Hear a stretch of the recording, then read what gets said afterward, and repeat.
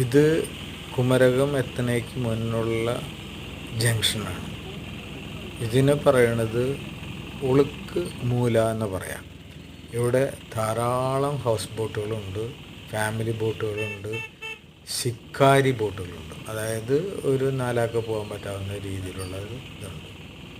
അപ്പോൾ ഇവിടെ വന്നു കഴിഞ്ഞാൽ കരിമീൻ പൊള്ളിച്ചത് കിട്ടും, ഷാപ്പിലെ കറി കിട്ടും, ഇളനീര് കിട്ടും, പിന്നെ അന്തിക്കള്ളും കിട്ടും.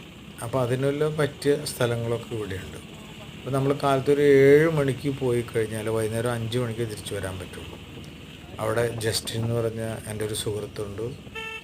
ആളോട് പറഞ്ഞു കഴിഞ്ഞാൽ ആൾ നമ്മളെ വെയിറ്റ് ചെയ്ത് ഒരു ഗൈഡായിട്ട് കൊണ്ടുപോകും, എല്ലാ കാര്യങ്ങളും അറേഞ്ച് ചെയ്ത് തരും. അത് വൈകുന്നേരം തിരിച്ചു വരുമ്പോഴേക്കും നമ്മൾ നല്ല മൂഡിലായിരിക്കും.